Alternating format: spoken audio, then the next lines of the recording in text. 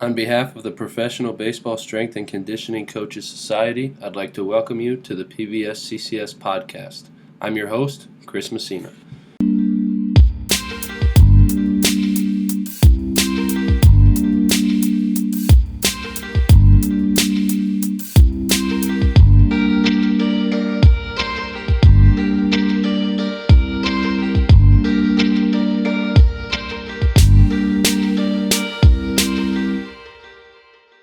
All right, everybody. I'm here with Steven Thayer of the Athletics Organization. Steven, thanks for coming on, man. Appreciate your time. Tell the listeners about yourself, if you would, please. Thanks for having me on, Chris. This is going to be my sixth year in baseball, fifth year with the A's, third year in AAA. So the long story short, really is did my undergrad at Cal Poly San Luis Obispo, did my grad school at Michigan State. Had a little stop with Apple on their wellness team along the way, so we have that little bit of private sector in common. And then I spent an internship at Cal with their football team, Michigan State, working with basketball, volleyball, football, doing the whole thing, and finished my grad degree, get hired to work with those teams, and pandemic hits, and so I move home and kind of trying to find a different job. And it was good. It was a good process, but thankfully my mentor at Cal Poly, he had me on at he got a job at Modern Day High School, hopped in with him with a little bit of a temporary role, and so like it was cool. It was a good high school experience, but I always knew I wanted to do something else. I knew it was a good like stepping stone, and the college market just really wasn't hiring coming out of that pandemic. It was tough to find a job, and so I just kind of shot in the dark, threw my resume out there to some baseball teams. I have a minor in Latin American studies, so it was like I love baseball, I love Spanish. This was a great opportunity for me. Pro ball was kind of calling my name, so the Giants hired me as their Dominican strength coach and started there, did a season. I was lucky enough for the A's to bring me stateside. So spent a year in Stockton and Low A in 2022, High A Lansing 2023, and now going to be my third year in Vegas AAA. A lot of cool stuff there. And this is our first time connecting. So I'm going to ask you a bunch of questions. You got it. First, Latin American studies. I'm assuming you speak Spanish then. Pretty good. I'm not fluent, but I'm as close as you can be. Okay, that means you're definitely fluent. You can, No, you can. no. I'm sure you can hold your own. My wife studied Spanish in undergrad, and so she did the whole like she was living in Mexico. She's lived in Spain. She's lived in Puerto Rico. So That's awesome. we had always talked about like if we have kids, we want them to be bilingual. So she kind of pushed me to learn Spanish, and then I ended up getting into baseball, and then obviously it helps me as well. But I'm sure being in the DR was an interesting experience for you, and I'm curious like what you learned in school that one helped you there, and then two like surprised you like wait a minute, they didn't teach me this in school. Yeah, no, I love that. Yeah, it's good I like where your guys' heads at with the trying to learn Spanish and teach kids Spanish and all that. It's pretty neat. I was pretty rusty going in. I knew I had a little bit of a base of Spanish, but it really helped. You're in it 24/7, and a lot of the kids don't speak English, so you pick it up pretty quickly, and you start remembering things back from when you were in class in high school and college and whatnot. And so I was like, oh, okay, yeah, that makes sense. And you start picking up, and now the Dominican slang, the Venezuelan slang, you kind of different dialects almost. So that's a lot of fun. And like the DR is, I heard you talking with Jake, like that's something that you wish you kind of went and give that experience, but it was really good. And I mean, they tell you if you can work there, you can work in baseball. I mean, it is just it's a great environment. It's a lot of energy. It makes you a better coach. And yeah, it's a really, really cool experience overall. Okay, and now tell me about the Apple thing, because I also obviously I didn't know that. So talk to me about your time with Apple. Yeah, it was a cool like wellness internship that I did between undergrad and grad school, and um, I'm sure you get a little bit of it. Like I think Google, and I don't know if Amazon still does it, but I know some of these companies will hire exos to do their training and performance and that kind of stuff. Apple was everything was in-house at the time. So it was cool. They were having me do like exercise physiology. They were helping me, or I was conducting appointments. We were doing bod pods and EKGs, VO2 maxes, your general ACSM fitness tests as well. And it was great. And then they help you, you get experience running one of their corporate gyms, which is always pretty cool to get that experience. So yeah, just interacting with the clients or the workers at Apple. So yeah, I mean it's pretty neat. Yeah, that was going to be my assumption, is that you're in a gym and Apple's employees come to you. Yeah.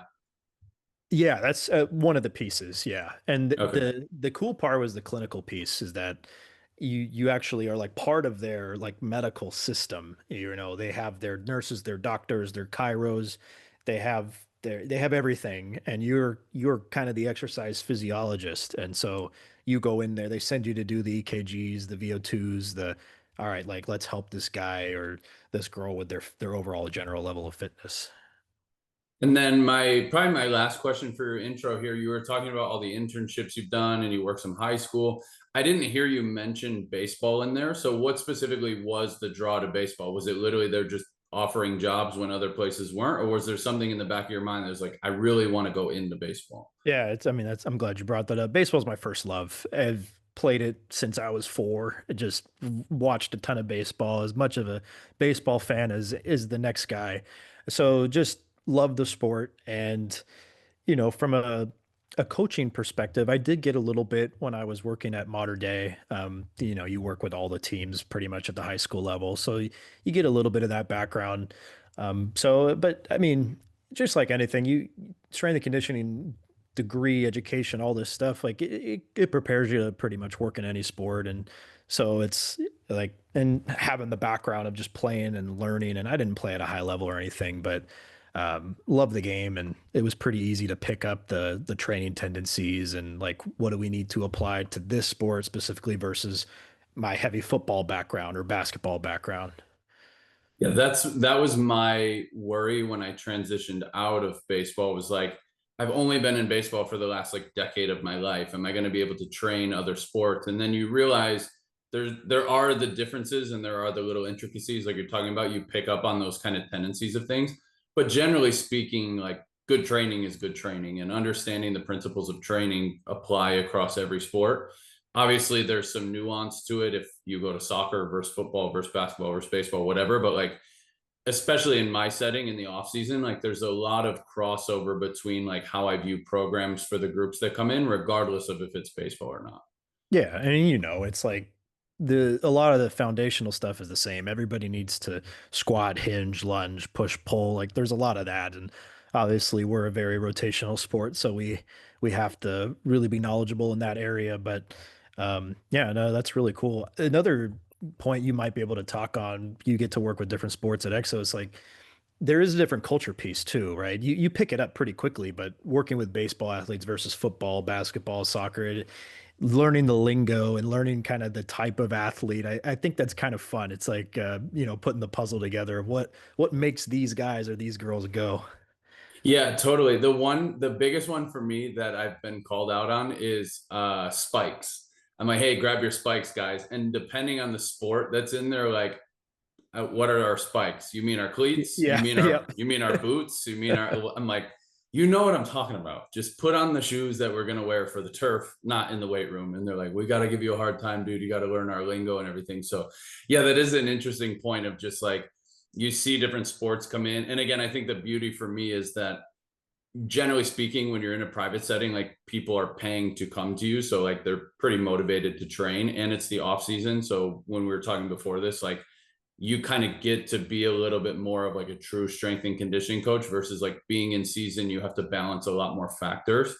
But the other thing that's cool at our facility is we have random groups coming in at different times. So you may see an Aussie rules football team come in for 2 weeks and they're getting ready for their season. Or you may see a group of soccer players come in and they're like, instead of being in a preseason camp together, they're coming to us for training. Or for me, I may have the baseball guys and some of them get in early October, and I have all the way to February, and some of them get in after Thanksgiving, and I have to break that down. So like there are the differences among sports, and then even within those sports, like depending on how far away they are from their season, how much time we have from them, there's a whole bunch of different stuff that goes into it that for me, honestly, has been really refreshing and has kind of opened me back up to like this learner's mindset of like, I don't know what's going on, but I'm going to do my best to figure it out.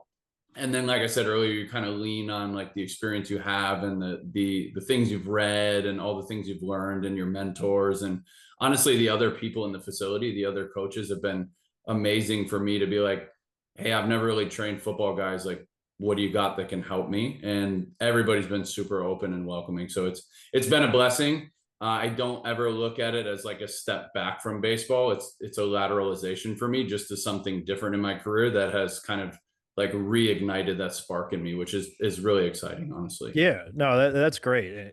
One, it keeps it interesting, but two, I mean, we'll talk about it here down the list, but it's cool to apply different things from different sports, and we can get so pigeonholed into one thing, and this is all we know, this is all we do, and sometimes it is good to kind of like step back and be, oh, well, this sport's doing this, and how can I apply that? And you're seeing more and more of that, even from like a strategy standpoint. I mean, I read an article of, Premier Soccer, like taking football plays and basketball plays to help with their set pieces, so there's a lot of crossover going on in general with sports right now, which is pretty cool. You get to see firsthand.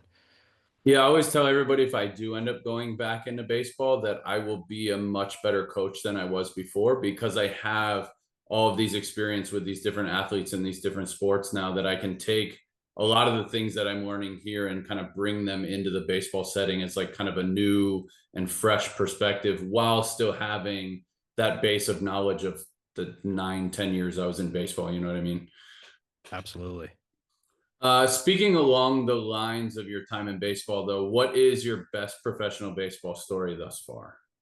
Yeah, I mean, there's so many cool ones, right? We're lucky to be around like legends in the building all the time. And you were the Red Sox, like, seeing those big time guys come in is probably pretty cool. And, we were lucky enough to have Ricky Henderson around and just see him operate. But I think my story, it's not even a specific one. It's just the coolest thing about this job, I think, is just being able to see these guys go up to the big leagues and live their dream. I just like that's the best thing. Like I mean, even if it's at in our level that we're working at, I just love when these guys hit a home run. I love when these guys get a strikeout, a save, make a play. There's nothing else that fires me up. And so when they go up to the big leagues and they get their first career home run, their hit, whatever it might be, their first win, like, that stuff is the coolest part. So um, yeah, I just love seeing the success, and now being in the spot that I'm in, it's pretty cool because I'm now seeing the guys that I've came up with, and they're either at my level or they're just making their break. So we've had that continuity together, and so you really do feel invested in their journey. Yeah, and even if we play the smallest part in their success, or honestly, if we don't play any part at all, maybe they come to Yeah, AAA for 10 days, you get to know them a little bit, you do what you can, they move up and they have their success. Like it's always awesome. And it's something I tell a lot of people here in my current setting is like the best part about that is just being around guys in their natural environment. Like they are not weightlifters by decision or by trade. Most of it is like a means to an end to get better in their career or to have more longevity. Some of them really truly love the weight room. A lot of them don't. They do it because they know it helps. But when you're there and you're in season and you're in the grind with those guys and you go into the dugout for the game and you just sit back and just watch them compete in their natural environment, it's honestly just so amazing that you get to do it every single night. um, I think some people take it for granted sometimes, and but for me, I was always invested in the game. And I mean, obviously you talk with the trainers and you talk with the other players and you bullshit or whatever, but like you're always dialed in to like, hey, this guy is just carving. I can remember we sent one guy out in Yankee Stadium, came in as a reliever, just carved through 3 innings and just had this look like this guy's in the zone. Nobody's going to hit him right now. And he just went through like all of their big bats, just strikeout, strikeout, strikeout, ground out, weak fly out. And it was like, boom, 3 innings gone. And then he came to the dugout and like snapped out of it. You know what I mean? You're like, just seeing him in that moment in Yankee Stadium, in the Red Sox Yankees rivalry, like just a special memory. So I definitely can relate to what you're saying for sure. That's really cool. Yeah. I mean, one day I hope I get to be a part of like a no hitter or some, historic moment like that. But you can feel it when guys are in the zone like that, or you can feel the electricity of the game. I mean, it's something else. And you made a good point early on there, Chris, with just like we may not even play that big of a role. Like we hope we do, and in theory we are, but it may only be like a half or 1% for some of these guys, but nonetheless, like it's still like we love these guys. We're spending so much time with them, and so just to see them have that success is a win for everybody. Yeah, for sure. I used to tell our guys, like, I'm not coming to the ballpark to trying to ruin your career or make you worse. Yeah, Like, I'm solely here to try to make all of you better and have good big league careers. And so I want you to succeed as much as you want to succeed. Like, I really genuinely want you to do well. And then on the flip side of that, right, is like when you get close to those guys and they don't do well, you feel for them, right? And you really absolutely. like you almost wear that sometimes. And that was probably honestly a problem for me, is like I would bring that home with me sometimes and think about like, man, this guy went 0 for 4. Like, what can I do to help him tomorrow? And it's like sometimes it just happens. Like that's just the game, you know what I mean? So Yeah, definitely a learning lesson on my end, but at the same time, I think I'd rather be probably a little bit overly invested than not care at all. You know what I mean? for So sure. Yeah. um, definitely not. I don't think it's a bad thing. But yeah, it's always special at the highest level to see those guys, or in your case, like AAA, when I was there, like just seeing our guys, go up to the big leagues and get that call for the first time, and like, hey, dude, I gotta go. I appreciate everything. And you're calling the major league guy, like, this guy's coming up. He's got great Yeah. routine. You're gonna love him. He's Yeah. fired up. Blah, blah. Like, it's just always special every time. That's a great point. Not just seeing the guys have success, but that initial call up. I mean, you're in AAA, you hear it all the time, and it's almost like we're immune to it. But being able to shake the guy's hand of like, hey, congratulations, you made it. Like that's awesome. Those are special moments. Yeah, couldn't agree more, man. What is a trend or trends that you are noticing in the field right now, either good or bad, honestly? Yeah, so this is a good one. I mean, there's tons of trends with like tech and stuff, and we can talk a little bit about that with how that's playing a role in our jobs and shoot even AI. But um, no, the biggest thing for me is we are dealing with a population of athletes that are smarter than ever. And they are so in tune with what's out there. They've got great strength coaches, personal trainers. They're not just working with us. By the time they've gotten to us, they probably had 6 or 7 strength coaches in their career, with high school, college, all the specialized training. And they're keeping up on social media. They're keeping up on things. How can I get better? What edge can I get? I mean, they're always asking the strength coaches these questions like, okay, what do you think about this? What do you think about that? And sometimes you can kind of tell like, okay, well, where are you getting this information from? Like, where where did you hear this? And first of all, I think it's great. I think the guys are more informed than ever, and I think they're curious, and it's making everybody better. It's keeping everybody on their toes. And with that, if you don't know your stuff, they're gonna know right away. They haven't, this isn't their first rodeo with working with a personal trainer or strength coach. So they will get you if you don't know your stuff. And if you don't know, if they ask a question, you just tell them, I don't know. Let me get back to you on that, and they'll respect you. So I mean, for me, it's I think one thing we have to be aware of is just there is so much stuff out there, and it's like, okay, well, hold on, let me try to educate why this could be good, why this could be bad for your career, your training, where you are in this process. Well, this guy said this, well, that guy said that. It's like, well, is this person in the trenches with you right now? Is like, what does your body need right now? Are you just doing this because it's cool, or because you think it might help you? There's all these things out there. So it's our job to kind of guide them and direct them. Not all this stuff is bad, right? It's just if it's not applied in the correct way, we can run into some issues with health and buy-in and all these other things. So I think that's the biggest thing. These guys are really informed, and we just have to direct them into the channel that helps them the best. Yeah, I really like that. There's a lot there that's really valuable. I would agree with you. Like athletes, one, they're informed more than ever, and two, they're super curious. So sometimes you have guys that are like just educated enough to probably be dangerous to themselves or others. Some guys are educated and willing to listen to you.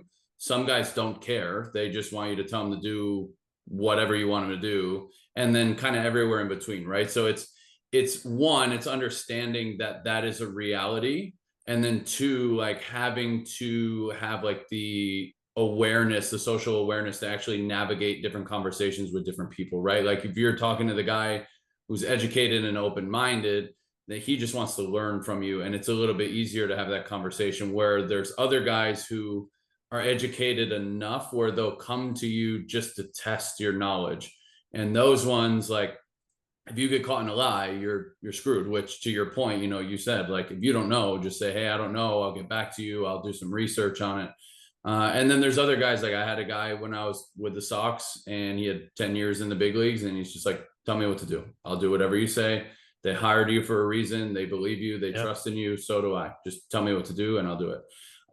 So there's a lot to navigate there. The other part to that too, and you briefly mentioned it with the tech, is like younger coaches now are being educated much more on the tech side of things and the sports science side of things, and they're really intelligent with that stuff. But they're missing like the foundational principles of programming and the soft skills of like connecting with people.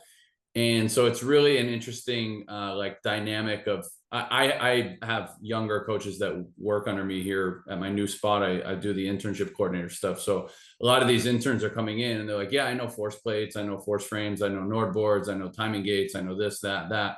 And then you put them in front of a group and it's like, I'm not ready for this. You know what I mean? Like, it's almost like this shift where, like, at least when I was coming up, it was like, if you had a force plate, you were like the top dog. You had to learn how to talk to people, connect, coach. And so it's not bad, right? It's not good, it's not bad, it's just different. And so it's different for athletes and it's different for coaches as well. And everybody's just kind of navigating this like other world from what at least I came up with. So it's interesting to like hear you talk about that and kind of see that shift for yourself. Yeah, I mean, that's a lot of good stuff there too. It's you know, we also in the minor leagues, we don't have all the bells and whistles that these guys have had in their big time college programs or even high schools. And so some of the stuff they might even be suggesting or asking about, we just simply don't have the logistics to do or the ability to do that. But I mean, you bring up a good point with, you know, the tech piece is it's really good and the players like it because they want that objective feedback. You know, this era of athletes, they want to know now, like they want to see improvements now, progress now. Is this thing working? And so like that stuff does help in that area. It also can be detrimental, you know, if you have a bad day on the force plates, like, oh my gosh, what's happening? You know, am I losing my velo or whatever it might, but no, you have to, that communication piece of being able to look at the data and like communicate, well, okay, this is what's going on today, you know, not just being able to run the test and like, oh, this is what the numbers say, you know, there's definitely a balance there.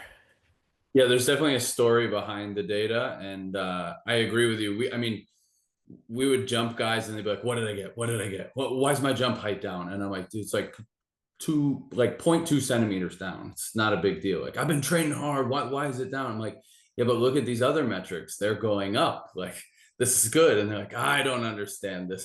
Okay, you know what? Just trust me. We got it. We're good. So yeah, it's an interesting time. It's not a bad time. It's just an interesting time. And then you know, you add in the layer of like front office wants the data and the coaches want the data and the manager wants the data and the medical side has their own data. And it's, you know, all of these kind of points coming in together. And I think the biggest key is as long as everybody's pulling the same rope and kind of pushing towards the same thing and wanting the best from the players, like ultimately you're going to have disagreements. Ultimately, you're going to have, you know, differing opinions and voices are going to be heard that maybe you like, maybe you don't like. But again, at the end of the day, when you put the ego aside and just say like, is this the best for the player? Are we doing the best? If everybody can say yes, then in my mind, like totally fine. Yeah. So, all right, let's talk about your time in the PCL, man. It's I did not do the PCL, so I did the International League. I have friends who have done the PCL. I've heard a lot of interesting stories about it, but I'd like to just chat about being in AAA, man. Talk to me, like challenges, travel, schedule, anything you want. We'll kind of just let it flow. You got it. Yeah. And I mean, I'm sure the Isle's pretty cool too. I mean, you guys got a lot of cities over there, so it's neat that they're starting to do some cross interleague stuff too. So, I mean, we go to Omaha this year.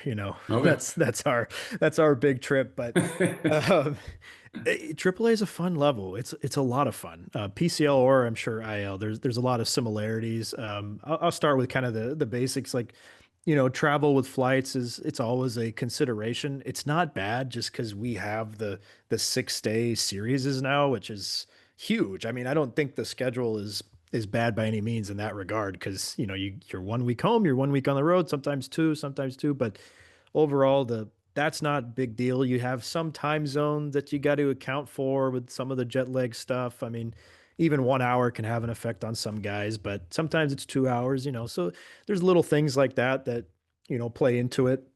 Um, but I mean, in AAA, like, the biggest thing that's like probably the biggest challenge or just it's always changing. You have a roster makeup that switches every week, really, every 2 weeks. I mean, it could be 1 month and your whole entire team has flipped. This is not just our organization. Every team has having transactions after transactions for one reason or another. So, I mean, from a baseball perspective, I mean, it's important to have depth, but um, so, the big thing there is, making sure you're staying organized, you're documenting everything, from correctives to lifts to conditioning, trying to keep guys on schedule as best as possible because they could get called up at any minute. They could get sent down. Like you want to be able to get them right back in the routine, all these things. So, get into like, talking with the major league staff, like that's a big piece of it. The communication of, hey, so and so's coming up. This is what's going on. This is their routine. This is their training mentality. This is how they move. You got to be able to provide that information as quick and as detailed as possible for the staff up top. No, they appreciate it, and this same thing when guys come down. We appreciate it when okay, this is what they want for this guy. This is their plans for this guy. This is how we're going to operate, and it shows the player too that, okay, you guys are communicating, everybody's on the same page. You're not having to fill in the gaps. Oh, this is what I was doing here, I wasn't doing it here. No, everything's the same. You keep the continuity. And I mean, that's a big piece of making the ship run well. But yeah, I mean, the AAA level is fun because of that. It definitely keeps it interesting on those fronts. Yeah, we used to say that our AAA guy or gal, our AAA position was the most important on our strength staff just because of those transactions. So when I got to AAA in 19, I was like, all right, I'm taking that serious. Like, let's do it. And there were so many times where I was breaking the news to our strength coaches about guys moving up. That like it'd be like 2 a.m. You know how it is, right? Like the guys go up 2 a.m. Athletic trainer texts me, hey, so and so is going up. All right, I'm not going to bed yet. I'm going to write this report up. This guy's coming up. This is his routine. This is what he likes to do. Here's his lifting card. If you have any questions, call me. And obviously, the head strength coach and the assistant in the big leagues are sleeping at that time. So they'd literally wake up to the text and be like, oh, okay, this guy's coming. Thanks for the information. And I always told them, like, if a guy comes down to me, like, if I don't hear from you yet, it's okay. I know you guys are busy. Totally fine. Right. As long as when that guy moves up, like I make that for them easier. That was always my goal, is like, just make the person's job above me easier. Right. Especially that jump from AAA to the big leagues, they start having more meetings, they start having more media stuff, they start having all of these outside things come in from the big leagues. My goal was I need their strength and conditioning routine to be as locked in as I can so that when they go up there, it's one less distraction. They know what to do, they know their way around, they know how to handle the lifting card, they have a corrective routine for themselves or an activation routine, whatever you want to call it.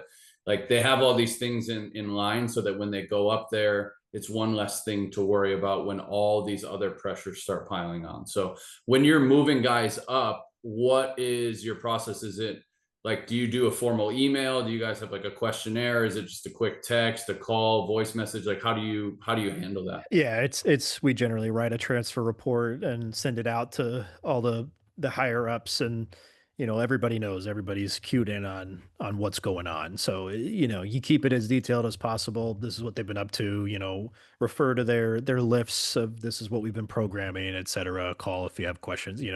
That type of thing, and it's been pretty smooth in that regard. But yeah, you brought up a lot of good points there with just getting it out as soon as possible. It might be 10 p.m. on the West Coast and at 1 a.m. on the East Coast, and we're in a different part of the country, but that player is going to be there the first thing in the morning. So that's important to get that news out. And yeah, I mean, like, again, keeping it simple when they come down too. Like, that's the routine. You brought up the routine. That's what I wanted to talk about is when you're working with so many different ages, major leagues, like, you could have anybody from 21 to 40, and it's kind of the same thing in the minor leagues, or AAA, I should say.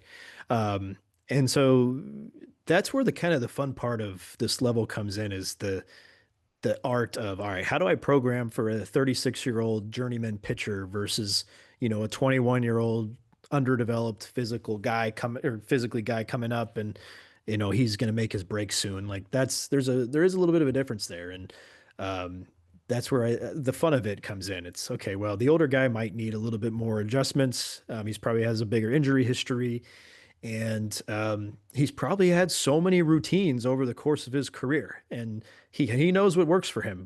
These guys know their bodies definitely at that time of their career. So at that point, it's like, okay, how I got to observe this guy, watch what he's up to, see what he's doing.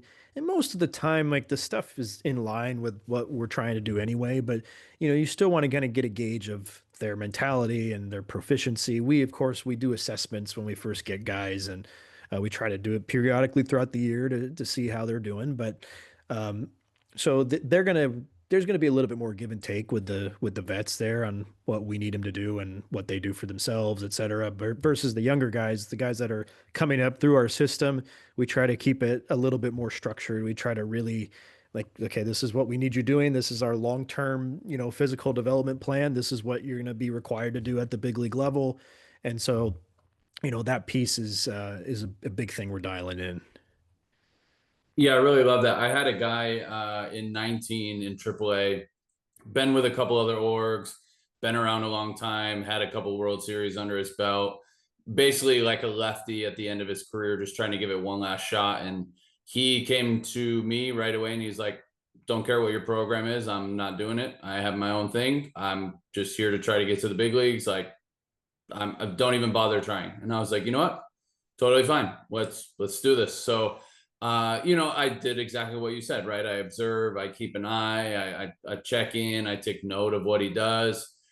And, I'm training other guys while he's in there, and I know he's kind of looking over at me like, oh, what are they doing over there? And then, I start planting the seed like, hey, I really like your routine. Have you thought about adding this in? Have you thought about adding that in? By the end of the season, this guy and I are as close as can be. You know what I mean? He's like my right-hand man in the bullpen. If I need one of the younger guys to get in line, like you're talking about, like, hey, this guy's out of line, he's not following the program, he'd go to the young guy for me and be like, you need to follow Chris's program because he's getting you ready for the big leagues. And the guy would follow it. Like, he was our basically our bullpen captain. And I think it all stemmed from, like you said, is I didn't try to push my agenda on him. I not patting myself on the back, just objectively, like, I navigated that system, that situation really well, and it paid off for me. There's other situations where I dropped the ball for sure with guys that, like, hey, I really need you to do this. And they're like, no, you're wrong. No, you're wrong. No, you're wrong. And then I ended up being wrong. You know what I mean? So, like, you live and you learn, you kind of learn from these interactions. But AAA is, honestly, for me, it was easier than the lower levels because I could just be myself and just navigate those conversations with adults, you know what I mean? And talk to them like they're adults. I don't need to, like, you're in the lower levels and it's like, there's days where you don't want to do something and, man, I wish I could have some feel right now, but we got to get this done. Like we have to.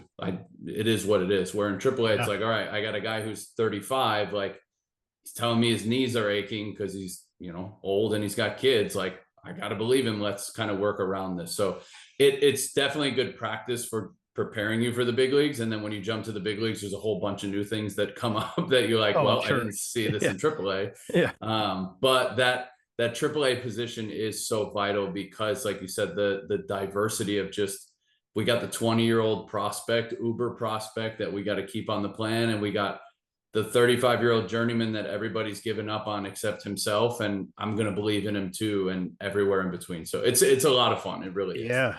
Yeah.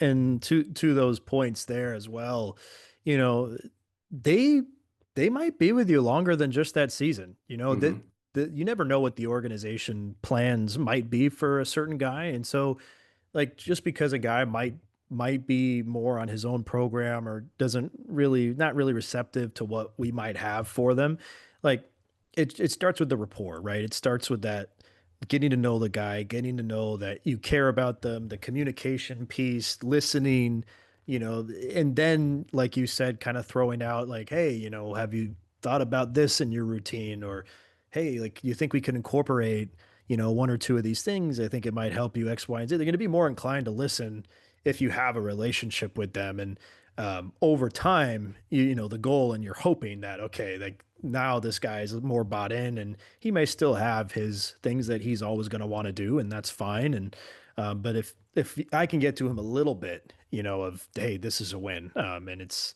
not a game. It's not like I'm trying to get, it's my program or die. It's just, the organization has standards, right? And you're trying the best you can to, and as an org, we're trying to help the guy. So, there's always deficiencies with somebody that comes in, right? And so I'm always trying to find ways like, how can we improve this guy? And they're not going to listen to you right off the bat, but like you said, if you build that rapport, you're gonna have a little bit better luck, and hopefully that next year, maybe if they do come back, now you've got something.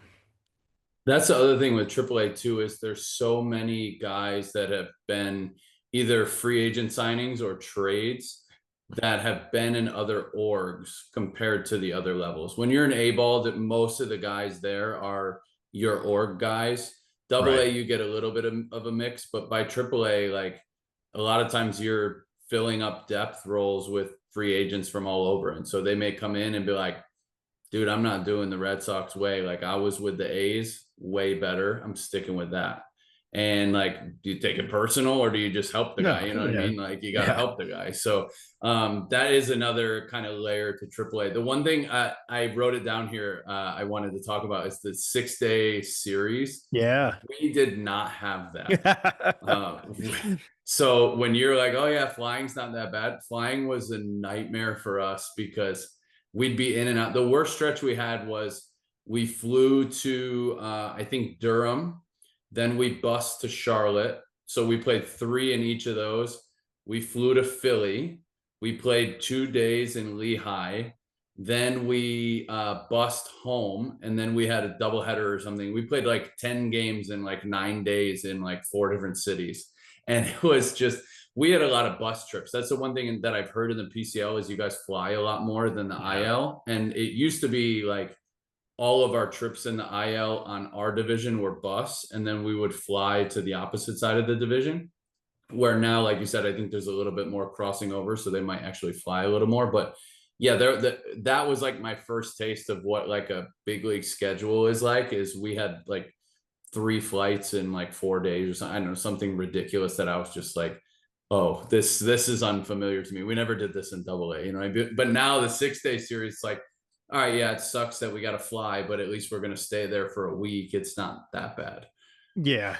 Yeah. Yeah. The PC is a little bit more spread out. So that's probably part of the logic of the just more flights in general. I know you guys can, and it's not ideal, but I'm sure you can pull it off a little easier with bus trips in the East Coast. But the one thing on that is I can't even imagine with you guys busing every 3 days of, I'm sure things go by really fast because I mean it already goes by fast in a week road trip, and so I can't even imagine 3 here, 3 there, 2 there, that's it really, the season zips by, I'm sure. Hey, packing and unpacking the trunk, nightmare. When we were in that 2-day stretch in Lehigh, we flew into Philly that morning, and then we went from Philly, we bussed down to Lehigh, and I went straight to the field, unpacked the trunk. The guys show up, we play a night game.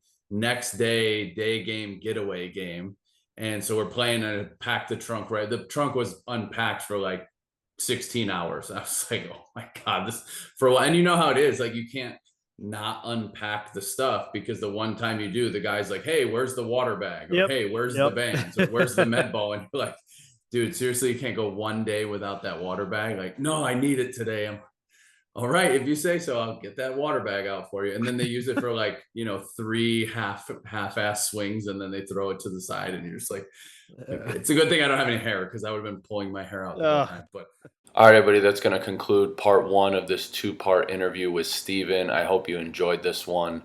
This was the first time that he and I actually connected, so it was good to get to know him, good to hear his journey. But obviously, we also talked about a lot of really good stuff, and I took a ton of notes in this one. 3 things that I took from Steven in part 1 of the episode. Educating athletes can help them stay well informed on what is best for their training and careers. Effectively communicating the story the data is telling is the key to success with sport tech, and knowing the intricacies of the sport that you work with will help you connect with the athletes on a deeper level. With that being said, I hope you enjoyed this episode, and we'll talk to you again on the next one.